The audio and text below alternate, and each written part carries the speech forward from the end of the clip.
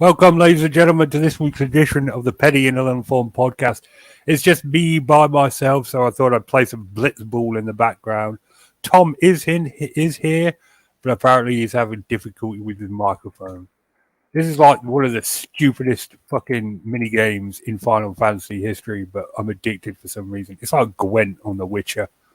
I usually get addicted to side projects. Let's see. SoFlo, Gabby's in the chat. Nice to see you. Always good for you guys to come out. Oh, yeah, I got that.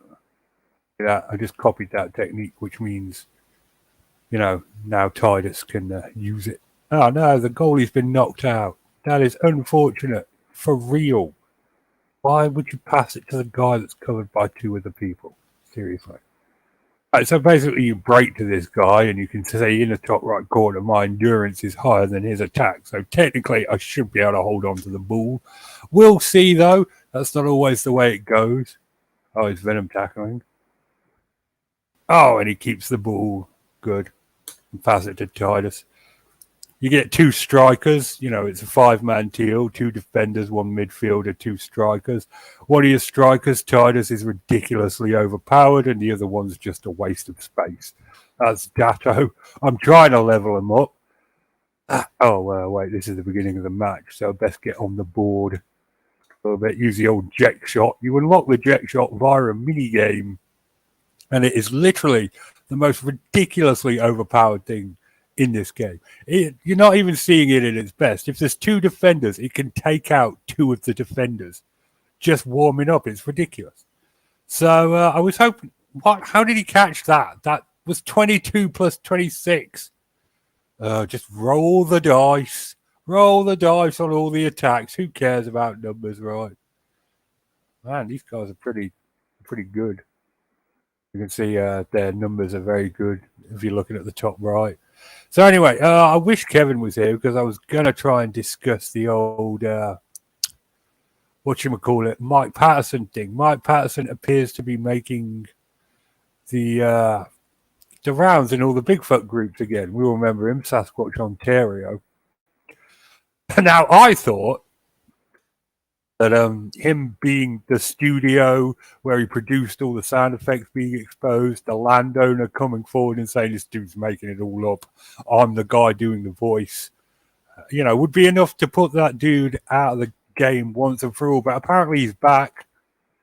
Apparently he's making the rounds again. Maybe he never went away. We just stopped hearing about him, which was impressive. If you don't know Sasquatch Ontario he was the dude from a few years ago that was all Mike Flower. I'm going to show you the full power of the jet shot now. See, so we've got 2 of these people, and this move is just going to take out both defenders and leave an open goal. Boom, blip, boom. Look at that. It's ridiculous. It's ridiculously OP. I don't know. Just addicted to this. Anyway, I bet there's some no-lifers that have worked out all the mathematical combinations possible to build the perfect Blitzball team. I always tend to stick with the same team you start with because if you level them up, they get pretty good. The leveling up's pretty easy. You just pass the ball. So some matches, I'll literally just pull my players back and just pass the ball between all 5 of them, and they'll get a level up after that. Should get the ball here. Yep, nice. No ill effects. With a tackle, supposed to have different effects, but anyway. Well, I'm going to try and pull that midfielder out of there. Try and throw the ball to Datto. Datto needs to level up, but no, he's being covered. They're doing a pretty good job of covering my dudes. That's annoying.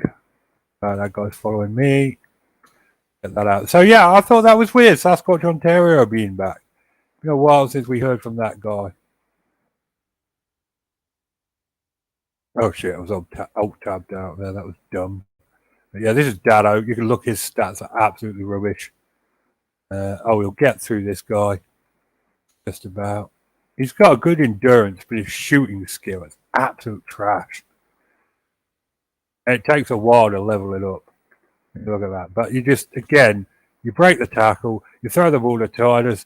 Titus does the jet shot. That's it. But we're going to run out of time in this half. And I've got this on because as I said, it's just going to be me, this podcast. Everybody else is just not turned up. So I need something in the background because it helps me relax a little bit. So I'm not umming and ahhing so much. I'm just checking. Tom doesn't appear to have come back. He was hanging around, but he was talking. All right, he gets a level up because he caught that one ball. Ridiculous. There we go. That is good. That is good. Titus learned Napshot. Titus is the main character for this game. He's one of the more unlikable Final Fantasy protagonists, I might add.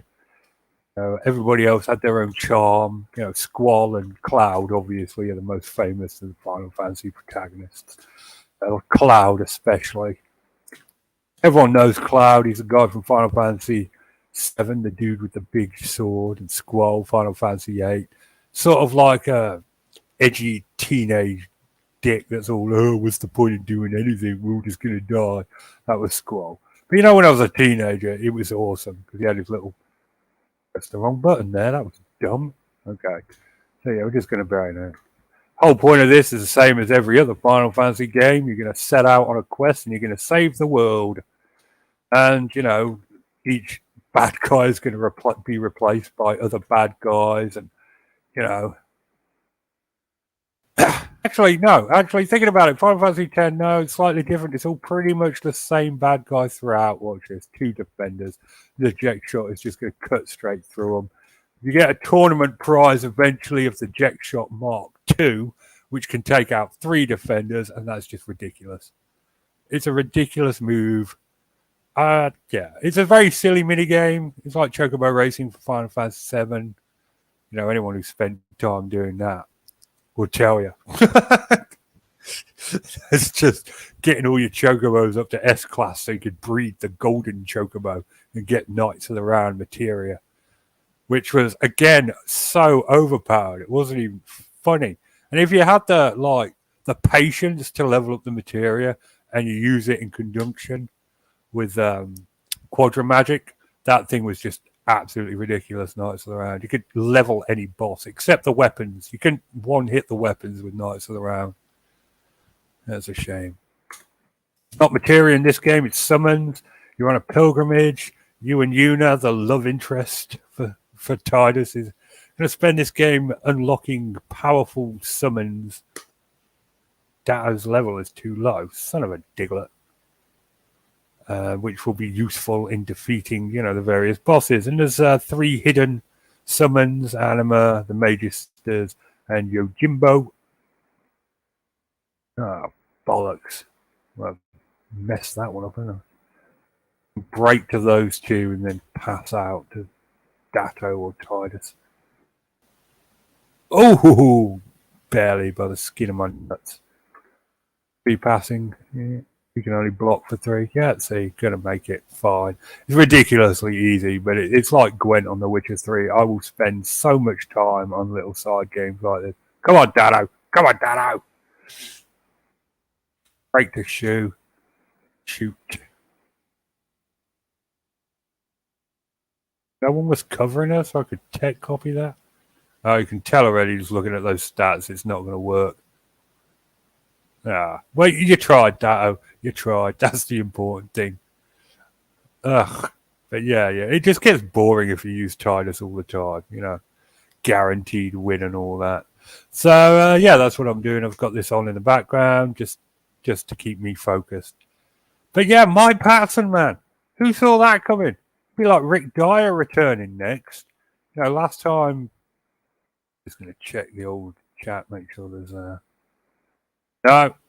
No, Tom's not back. No one's back. It's just me. Oh, man, this is ridiculous. Rick Dyer coming back. Who here in the chat thinks that that's a real possibility? I mean, I reckon it's a guarantee. Maybe not this year, but soon. We'll see, won't we? Ow, missed that.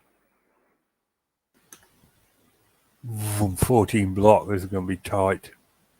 Pass out to Titus. Titus gets the ball. And 2 defenders. And roll out the jack shot. I don't know. I kind of feel like Rick Dyer isn't even a hoaxer anymore, though. Honestly, the dude's just done it so many times that anyone that sends him money is just delusional at this point. I feel like he's what you call it. It's like everyone knows who he is. Everyone knows what he does. Everybody knows what he's about. So is he really a hoaxer anymore, or is it just the man, the myth, the legend, Rick Dyer? Don't have a lot of decent hoaxes in Bigfoot anymore. It just seems to be the same video. I was talking to Phil, used to do the show, Phil Pulling, the other day about this. They're just every Bigfoot video these days seems to be the same sort of genre. They go into the woods, they have a look for stuff, they either film something that's obviously fake, and that's it. That's the whole video. It's usually a dude in a ghillie suit. If they put that much effort in, the amount of Bigfoot videos I've seen where it's obviously just a dude wandering around, ridiculous. Yeah, that's Blitzball. Oh wait, Tom's back. See if this is going to work. Tom. Yep. Can I be heard now? Yes. Woohoo! Right, I don't know what it was. I had to boot up my Chromebook, not my school laptop, and here I am at last. Yeah. I'll just quit this then. Now that you're here, I don't need something in the background to focus on to keep. Well, I hope I'm suitably entertaining. Yeah, I needed something because otherwise I'd and all. Oh, we know how much you'd hate to be a hypocrite in that field. I get nervous when it's just me by myself. I like having someone to talk to. Abuse? No, not necessarily. Just talk. Oh, so only when I deserve it. Exactly. So how's your week been? Yeah, my week's been all right. Thank you. I've been quite ill this week, but I got over it. Good. Now I'm feeling better. I've still got a splitting headache, but apart from that. Well, I'm sorry to hear that. I hope it clears up eventually. These things do linger. So, the older you get, the longer you're sick for. I've not heard that one before. Or did you just make it up to be cool? Literally just made that one up right off the top of my head. Well, no wonder I'd never heard it before then. So, but my week's been pretty good. I've just been trying to find my feet more and more in pardon me, burping because I'm drinking beer. It's damn nice. Limited edition 750 milliliter bottle from Aldi. Not quite well away, but it's good stuff. So where was I at school? Yep, meeting a lot of people, saying hi to a lot of people, being over the top and friendly, and me and a couple of TAs, that's teaching assistants, are, if anyone doesn't know, are we're going to set up our own little film club where we all join a group chat on some DM messaging service, probably WhatsApp or something, and once a month, once every couple of weeks, somebody chooses a film that we've all got access to through some Amazon or Netflix or whatever. We all watch it, and then we get together and we discuss it and say what we think, and then see whose turn it is to go next. And I'm hoping fun little things like that are going to be just keep the feel-good factor up. But already I've noticed that, just sorry to be so deep and heavy, but I wake up feeling different in the morning. My first thought is not one of visceral dread, I think is the words I'm looking for, which is what you have when you wake up as a teacher. You don't even know it's there.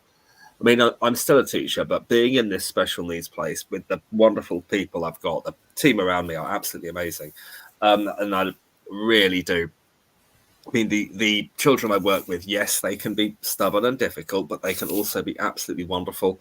And they are wonderful. And it's touch word, so far so good with my job. So, yeah, I really can't wail.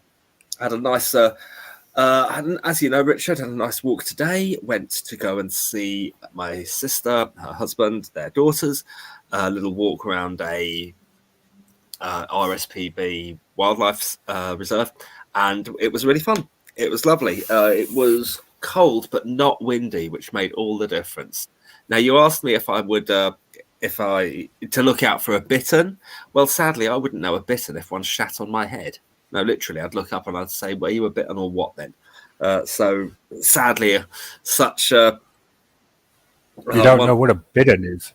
No, I don't. Well, okay. Here's the thing. Bear in mind, you're talking Do to. you know what a blackbird is? Yes. Do you know what they look like? I think so. Like a Well, raven, a bittern. Yeah. What? No. God. Like a raven, but no. Oh, God, Tom. They don't look anything like a raven. Well, look, bear in mind, you're talking. I'm going to get this sentence out at the fourth time of asking, hopefully. You are talking to the person who didn't know what deep dish pizza was when you met. And you so romantically said to Nikki, "Where did you find this guy?" Not long after she introduced us. Yeah, okay. So, all right, ravens. Do you know what a raven looks like? Well, yeah, because when I climbed Kilimanjaro, there were wild ravens around. They were massive, great things, the size of their beaks. You climbed to the top of Mount Kilimanjaro? No, yeah, seriously. Yeah, I did. No, I'm being serious. Did you climb to the top of Mount Kilimanjaro? Yes. Did it snow? No, but there was snow on the cap at the time, which I gather is no longer there. I've been told that the glaciers have all but melted entirely. They were enormous when we were up there. These massive, great cliffs of ice. They were beautiful, but you could tell they were receding, and you could tell that the ice was gradually fading, never to return. But in your opinion, it does snow on Mount Kilimanjaro? No, I don't think it does anymore. I'd be very surprised if it does now. But did it, say, 5 or 6 years ago? Possibly, but I don't know. Why? You seem very... Yeah, it's just I needed to win an old argument, that was all. Well, I would imagine... climb Mount Kilimanjaro, so... Well, I have. I did it with my dad. And I did it with my dad. No, and there was snow on the ground when you went up there. No, not snow. It was glass. It was permanent glacial ice. It was ice. It's ice. Yeah. Damn it. There was definitely ice all over the summit. Yeah. Well, not all over. But then there were photographs where the entire thing was snow capped. But for us, when we were there, no, it was bare rock. So that's one of the reasons you could tell. I mean, photographs from just 10 years earlier painted a very different picture. It was the first time I really saw climate change in action. But no, we did it, my dad and I. I'm surprised I haven't said before. Okay, so I was wrong about that. I can accept that. Okay, but you know what a raven looks like, right? It's a large bird, large black bird with a triangular tail and huge shear-like beak, yeah? Yeah. And that's absolutely nothing like a blackbird, which is a very small bird, straight tail, very thin beak. Yeah, you're right. They're not, beyond their colour, there's no resemblance. They're not even the same shade of black. But you know what? It doesn't matter. Okay, I get it. Okay. Well, a bittern doesn't look anything like those two birds. Okay. It looks like a sort of brownish heron. They're very pretty. They've got sort of purple streaks in there. They're very shy birds. They like to spend a lot of time in cover, and you only really see them when they fly over the marshlands. But winter's a good time to see them because they've got hardly any cover. That's why I told you to keep your eyes out for a bit. Okay. Well, I'm wondering if I might... While we're talking about birds, do you know we've got common cranes? They're making a comeback. No? In Norfolk and Gloucestershire. Okay. Common cranes in England. It's amazing.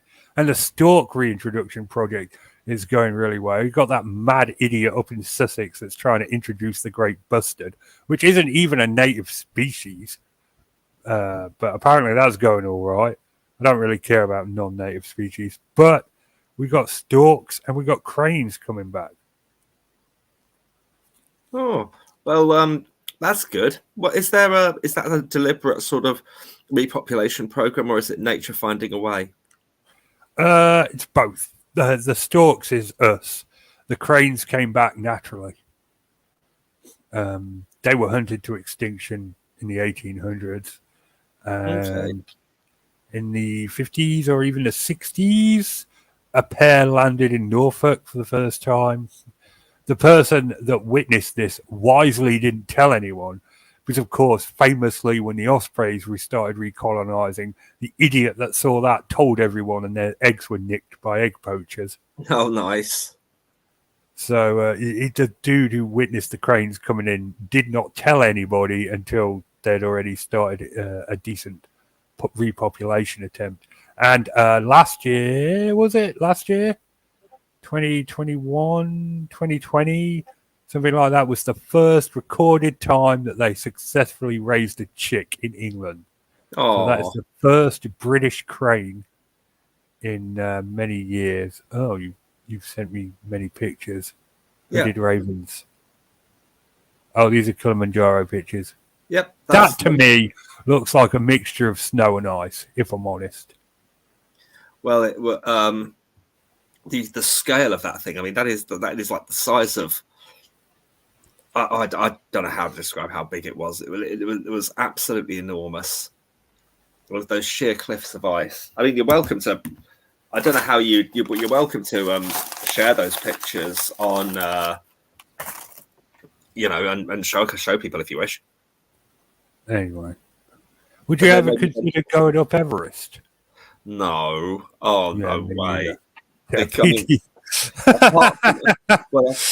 What is interesting is that Kilimanjaro summit is of a pretty similar altitude. I think it's to within 500 meters or so of Everest base camp.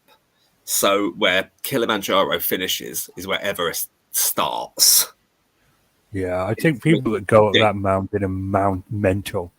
When there's a literal area on a mountain called Death Valley because of how many people die there, that's just don't climb it. Just don't go up.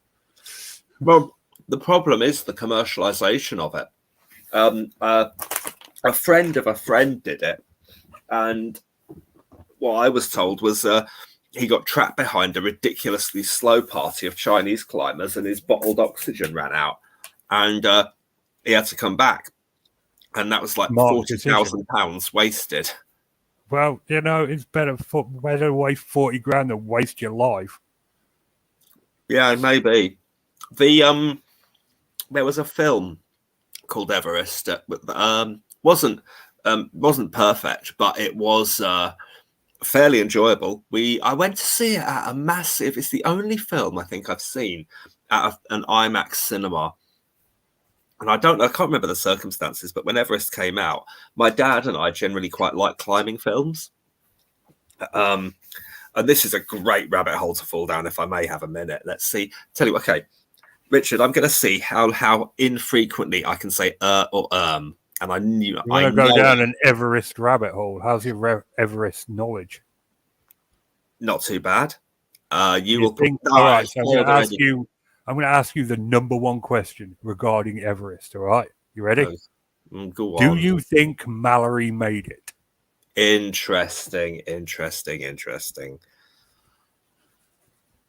There's no real way we'll ever know unless someone finds that mythical camera. So I would imagine.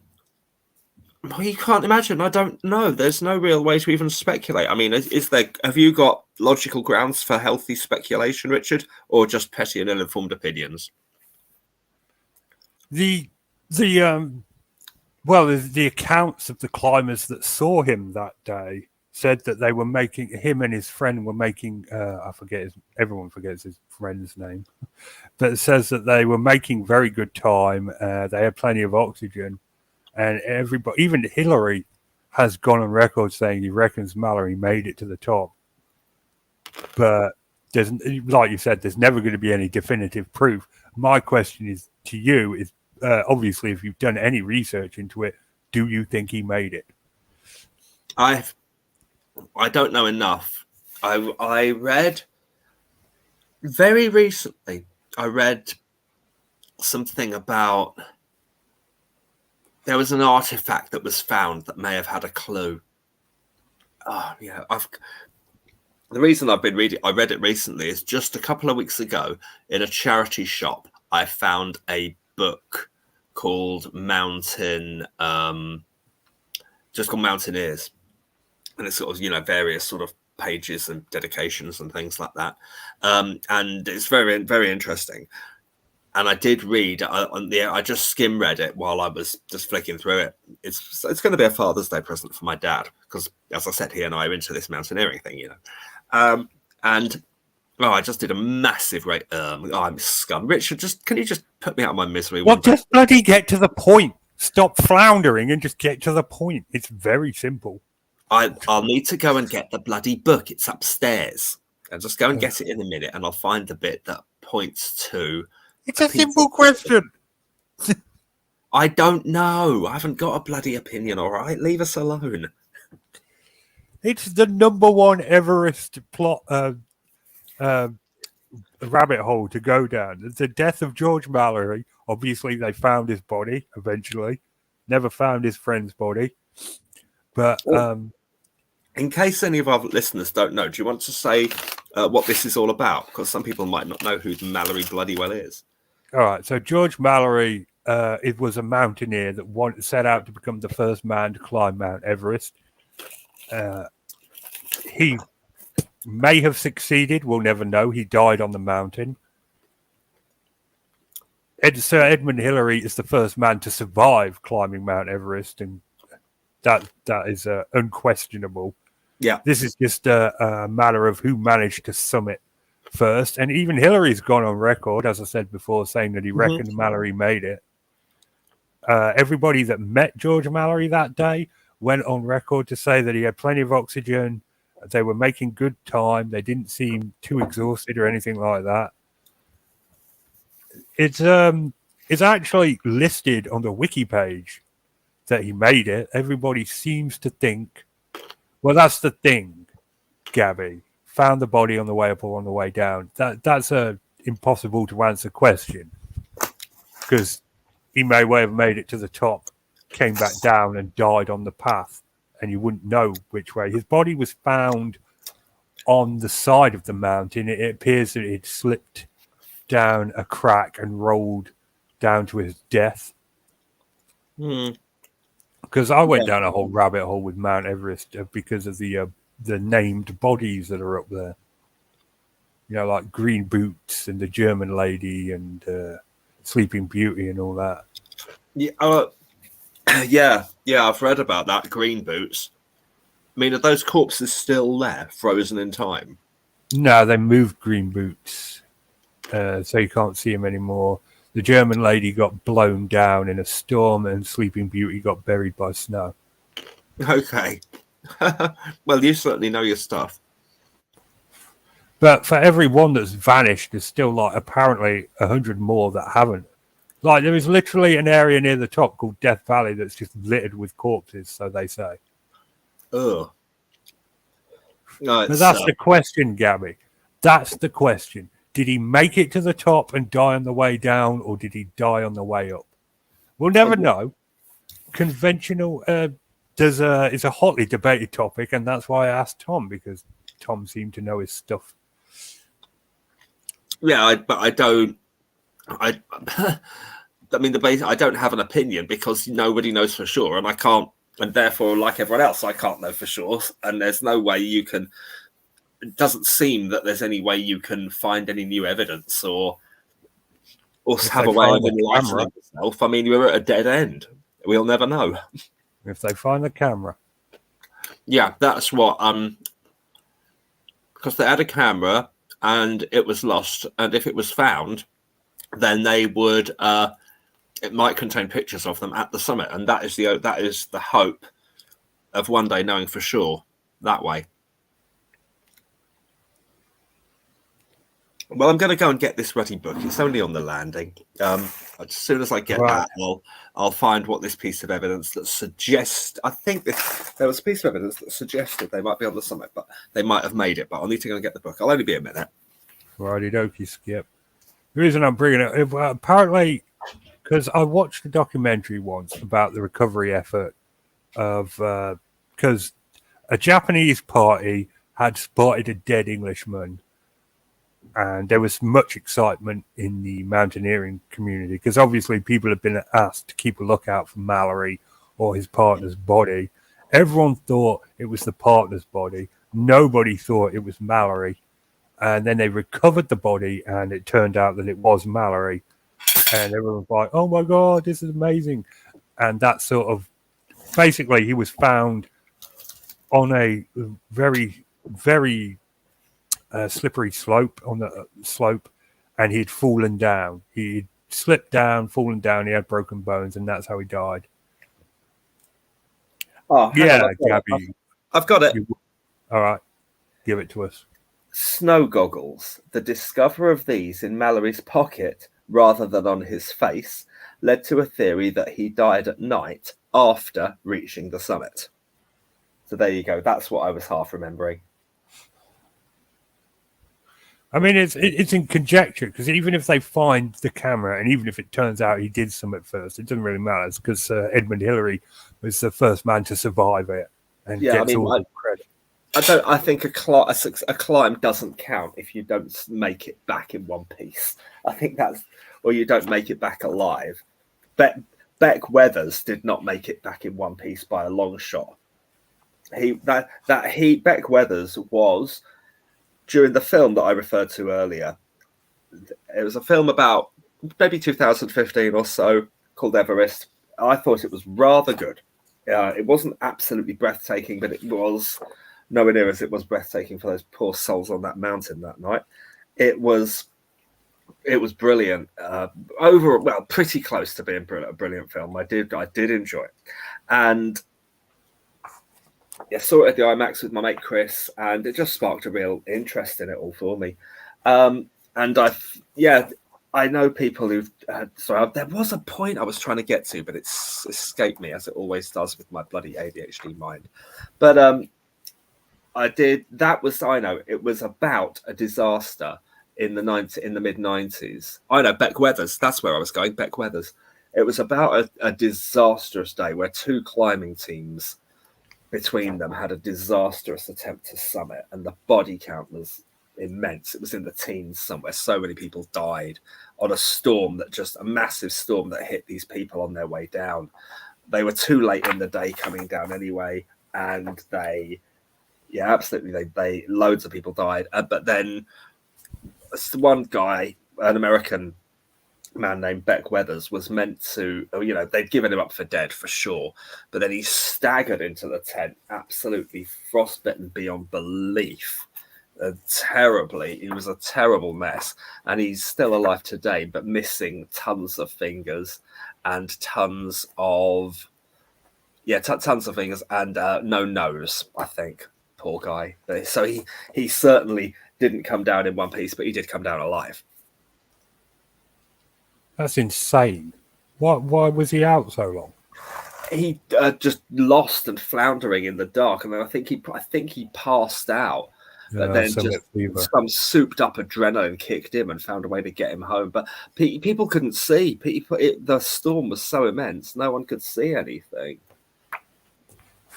We have done the Dyatlov Pass multiple times, Gabby. Thanks. But yeah, I could talk about that as well, I suppose, while we're talking about mountaineering problems. Well, in a minute, I'd love to come on to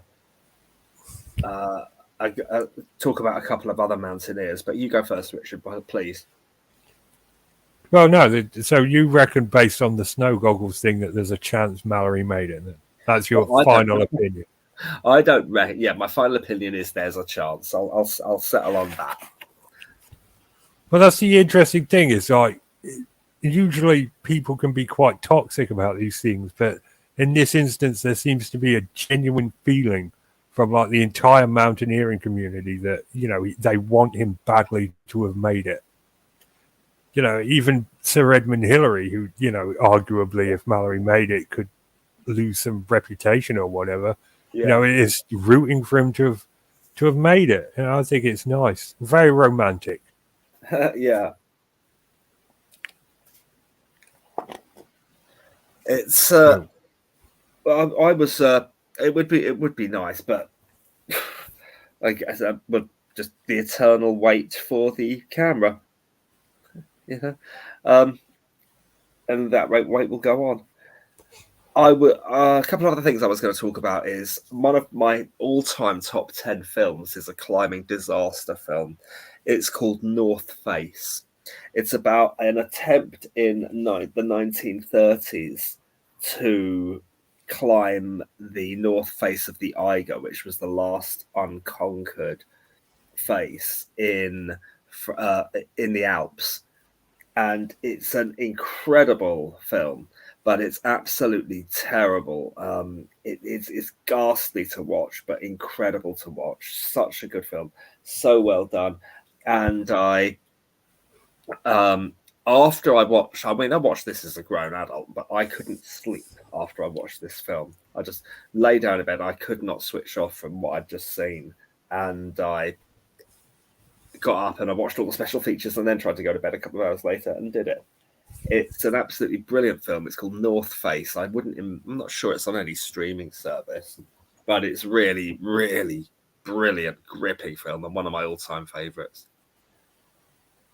My dad went to university in Nottingham in the 1960s, and there was a late 1960s, and there was a guy my dad was in the mountaineering club, and there was a guy called Pete Boardman who was far and away in a league of his own in the mountaineering club, and he actually ended up on Chris Bonington's team. And he like many of these people, he died doing what he loves the most. And he did some incredible stuff. I found a book written by him, which I bought my dad for his birthday one year, where they attempted something in the Himalayas called Changabang's Western Wall or something. I don't know what that means, but if I'm sure if you Google it or Wikipedia it, you'd find Changabang's Western Wall or something that was... Yeah, an unconquered face, and I think Pete Boardman was the first to do it. This Pete Boardman guy, he died trying some near suicidal attempt. He was trying to climb Everest by some crazy route and was going at night in the... over the minefield. Well, basically, yes. He was trying to do this crazy route to Everest summit, and it involved going up and down these different pillars, and he died. He just sat down in the middle of two of these pillars, and he never moved again. His body just gave up, absolutely gave up on him. And he just died of hypothermia, I think. But in the middle of the night, probably in winter. I don't know. People sometimes climbers do things in winter because when everything's frozen, it's less slippy and it's actually better, even though it's colder, I've been told. So some just amazing things out there. Last thing I wanted to mention quickly was I saw a film, my favorite documentary I have ever seen. Over here, it's on Disney Plus in National Geographic. It may be in America too. It's called... damn it. I've got it on DVD and all over there as well. I bought it on DVD just because I wanted to... I like collecting them and keeping them and stuff. It's called Free Solo, and it's about a guy, one of these nutters who climbs without a rope at all and risks death every single time he climbs. And he does this... I think he does El Capitan in... Is it Wyoming or Utah? Somewhere like that in America. And he does this thing on his own with no rope in one go, and it is just ridiculous. It is just absolutely insane that this guy attempts this and does it. It's an incredible film. That is an absolute moron. See, that just, to me, that's just stupidity. Like, that's not pushing the boundaries. That's not like creating new genres. Or bravely pushing the frontier. That's just moronic. Well, Yeah, it is. I mean, this guy's got a girlfriend who talks about. I mean, they speak with her, and they're like, "How do you go on knowing that he could just, he One could day die?" he will die. Yeah. Well, they did one of my during the film. They get word that a guy called Uli Steck, who was another one of these free soloists, and he died. Just one slip, one fall in the Himalayas, and that was it. Toast. Well, yeah, because that's why you've got safety ropes and shit. I mean, you don't have to bloody pretend you're still a Neanderthal. We've got all this stuff. Use it. It's just escalation, though, isn't it? It's just these assholes that want to feel superior. Like at first we had vegetarians, but that wasn't like good enough anymore. So they invented veganism, the most pretentious hipster crap of all Aryanisms. And this free roping shit is the same thing. Like there was that dude in Arizona, you know, the archway, the big stone archway. Yeah. There was this dude who wanted to use that as a swing. You know, so he set this bungee rope up so he could swing through the arch. Forgot to measure the arch. The rope was just too long, and he just face planted on the ground after he jumped off. I mean, yeah, that's pretty funny, but I imagine that was toast for him. Yeah, well, obviously. Yeah. I mean, what? You know, that's just Darwinism. I hate to say it, but that's just Darwinism. How do you do that and not measure it, or did he just measure it and get it terribly wrong? He just, I think he eyeballed it. I'm sorry, but you don't eyeball shit that has to do with your life and death. You don't. It's just something that you need to take, you know, reasonable precautions against. But, you know, that's what these daredevils secretly want, isn't it? To die. What a rush. I don't know if they want to die. They enjoy living on the edge and knowing that they could, I think. You could argue there's something mentally wrong with these people, but who's to say? There's obviously something mentally wrong with them. Not necessarily.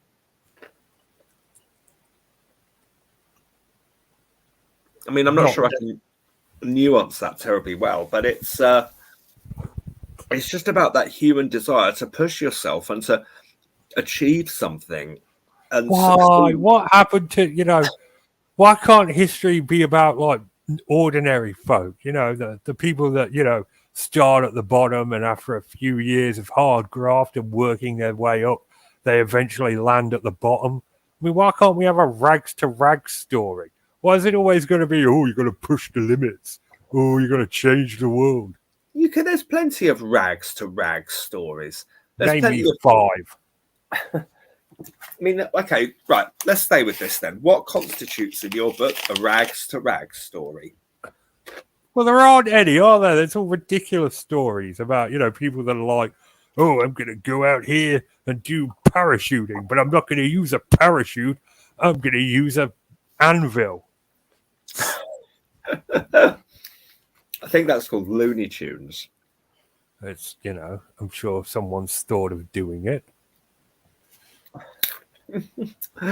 Oh, I don't know.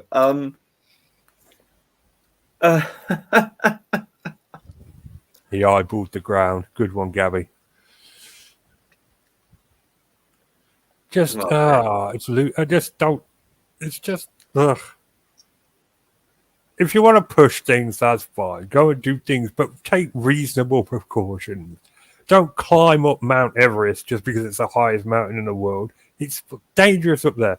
Take a trip up Ben Nevis, and then you can tick off mountain climbing from your bucket list. Well, yeah. I mean, Mount Everest is the biggest problem with it is how overly commercial it is. The amount of money needed to bloody do it. It's ridiculous. I mean, I think you're supposed to need about £40,000 for all the equipment, the visas, everything. That is meant to be 40 grand all in, probably 50 by now. 50 grand to climb a mountain that, let's face it, will probably kill you.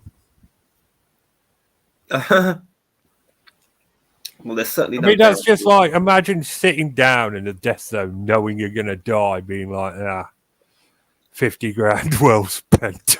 Did it perfectly.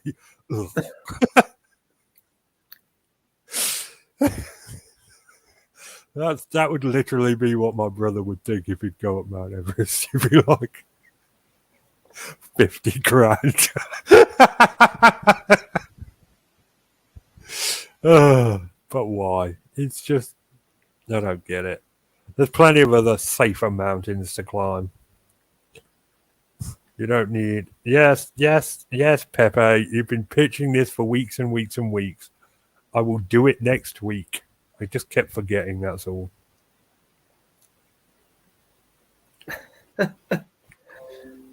Oh, He's been toting that Michael Thompson thing for ages.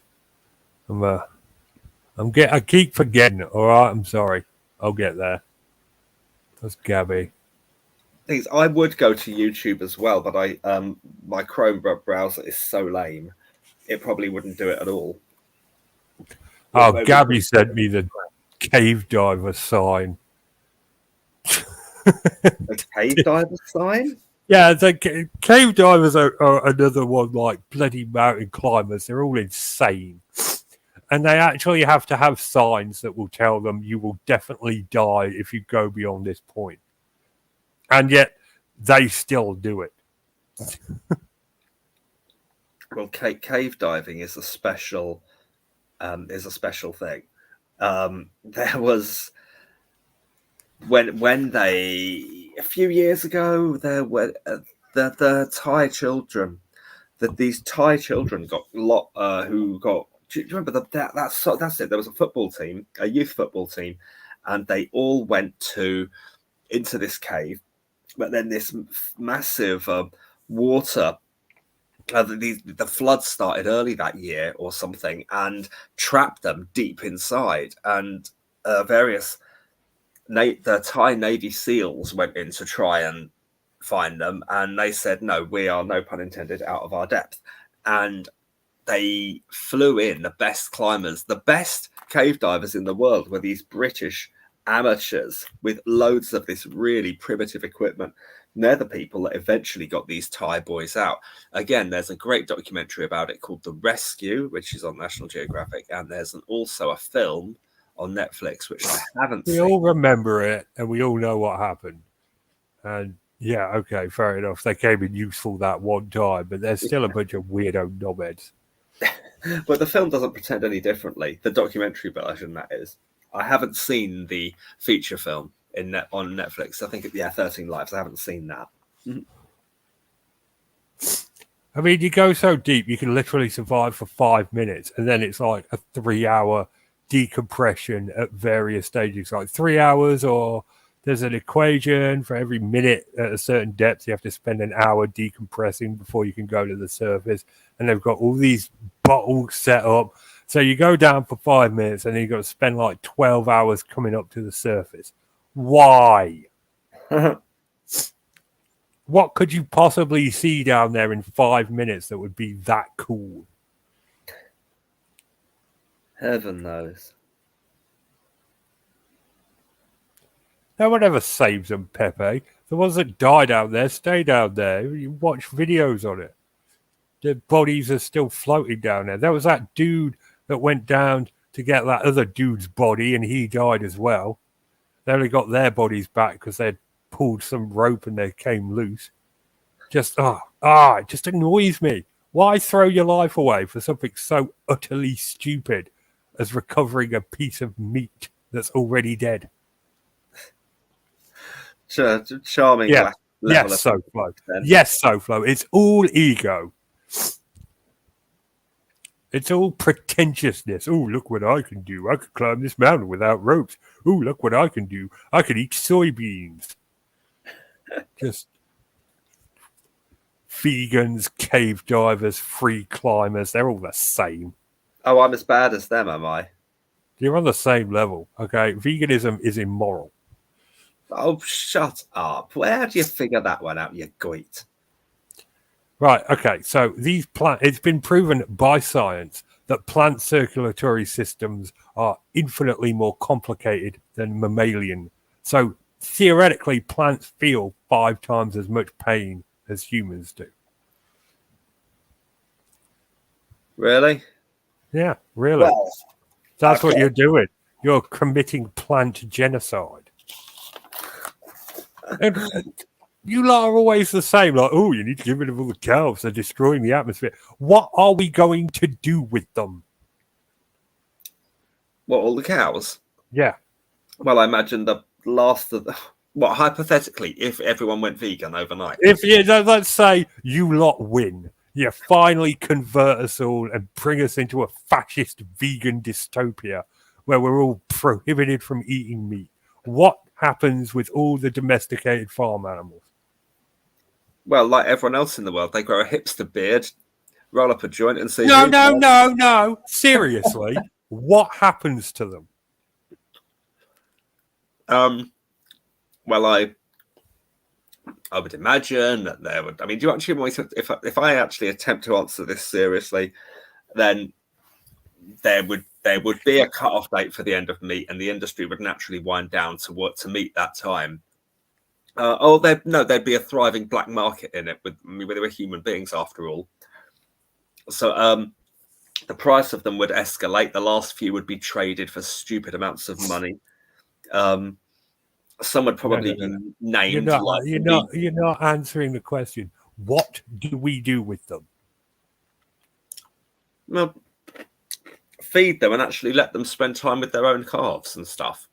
So we release them into the wild. Well, maybe not that, but they've been on farms. But they're still farting. They're still creating all this carbon air that you guys don't like. No, Even though 65 million years ago, the entire planet was inhabited by giant reptiles that presumably farted all the time. Well, that's true. We wouldn't do anything about the climate problem if we kept all the cows alive. That's really lame. Well, no, what you'd do is you'd end when the ending of all, hypothetically, I guess, when the ending of all meat industries were to happen, then they would naturally stop breeding them and they wouldn't be born. And so they go through this, as the last cows went through this cycle, they would be the last of the farm bred cows or something like that. As opposed to the wild cows. Well, there are some. It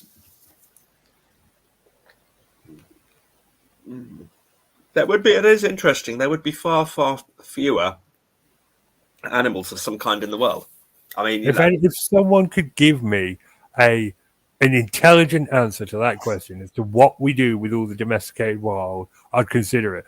But the dumbest ones say, "Oh, just release them into the wild." Like they've got no idea the ecological impact of the millions and millions of domesticate would have on our native species.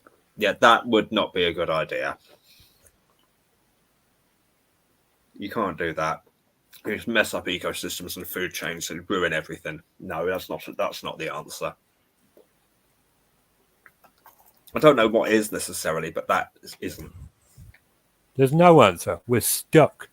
It's murder either way. Either we're going to have to kill a whole bunch of them to, bring them down to a manageable number so we stop breeding them and we all become vegans.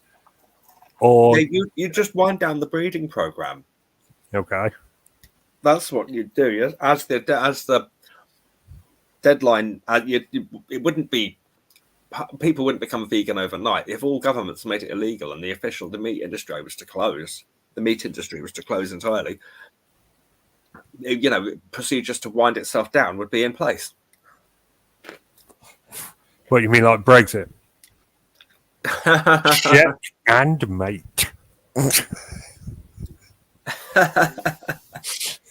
Pretty good, Richard.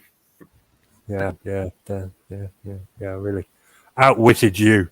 And there's a sad indictment of the teaching profession as a whole.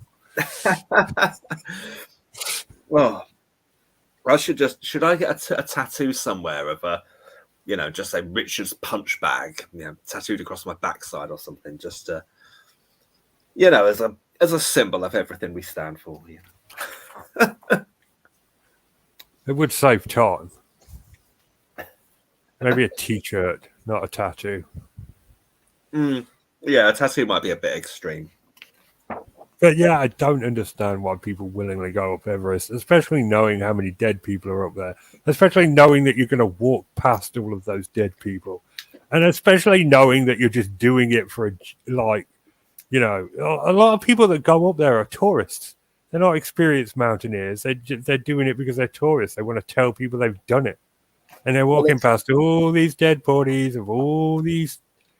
It's sad, and I don't get it. I don't understand it at all. No, it's awful. The interesting thing is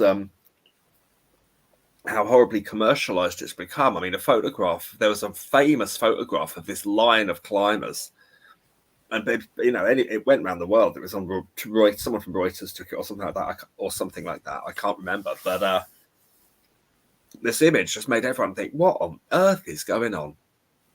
It was. I can try and find it. I'll probably do a hopeless job. Gabby, never ever send me that link again.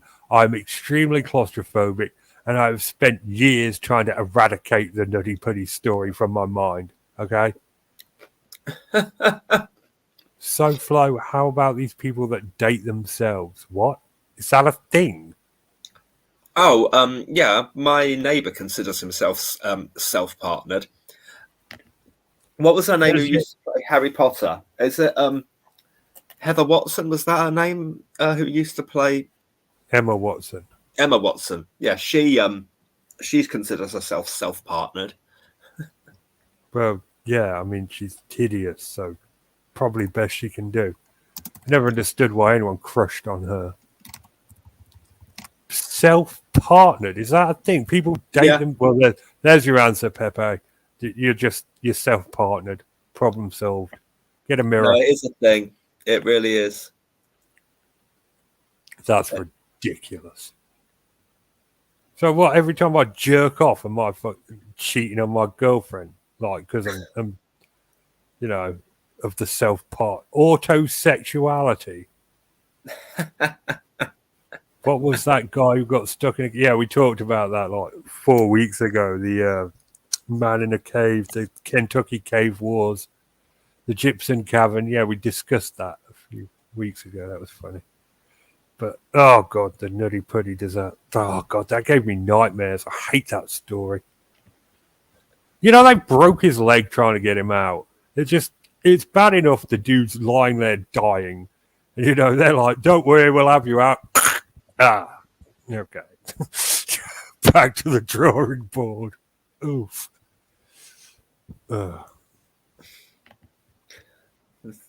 Trying to find that picture I was talking about. I think I've got it. Yeah, it was this one.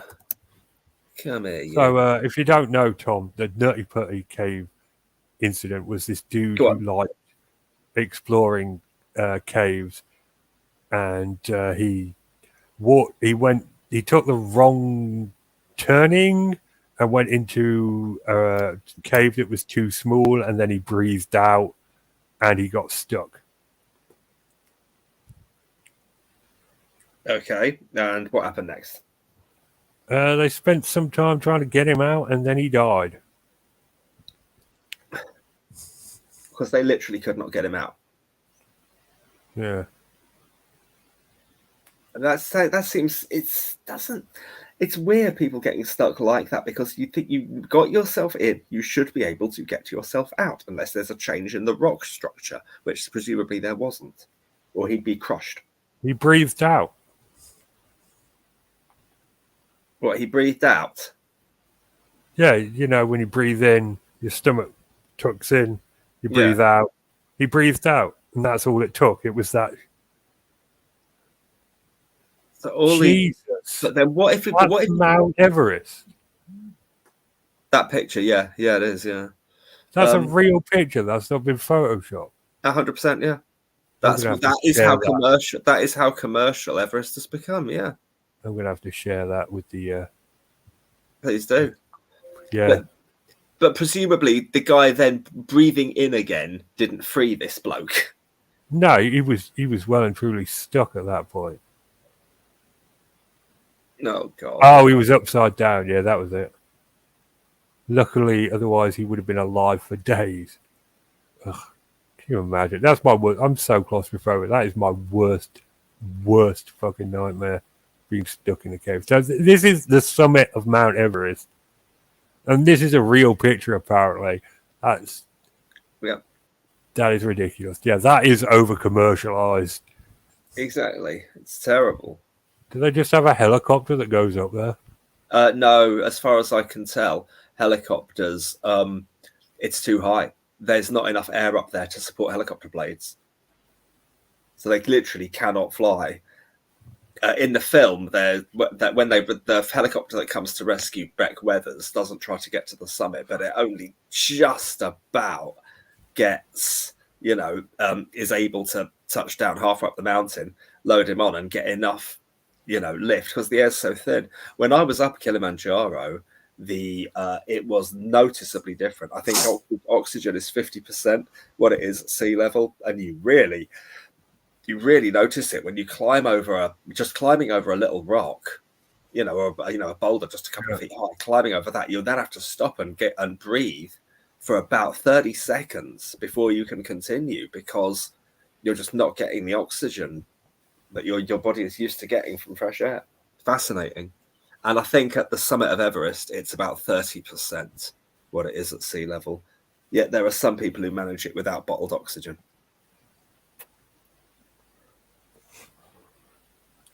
Again, something utterly ridiculous. I guess. Yeah, well, I don't know. Maybe some of those people who do that have they have some on standby, but then they try not to use it and eventually don't, and go the whole way without using it.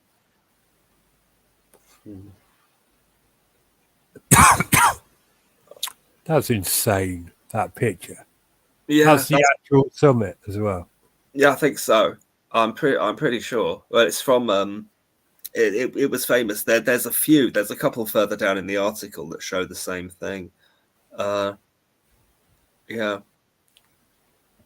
There's a link to more to when that photo first came out. Oh no, it goes to Instagram. It apparently must have been first posted on Instagram then. I hate Instagram. Ugh. Yeah, I'm not a fan either. I can't stand it. Does my head in. I just associate it with the worst parts of social media damaging mental health. I think Instagram is as bad as it gets for that, but that's a whole nother rabbit hole for another day. Social media and mental health. Indeed. All right, that'll wrap us up for this week. We will return next week when hopefully we'll have an actual topic and actual hosts. Tom, you're going to do your usual, I don't think I'm going to make it, and then show up at the last minute thing. Yeah, you better. Of course I'm going to do that. What else do you expect after I've done 3 straight weeks? Yeah. All right, and hopefully Nikki and Kevin will return, although I haven't heard from Kevin at all today. So, Hope guys all right. Yeah. He's been shit posting on Facebook all day, so I think he just fell asleep again. All righty. It's good night from me, and it's good night from him. Good night. Everyone. Cheers.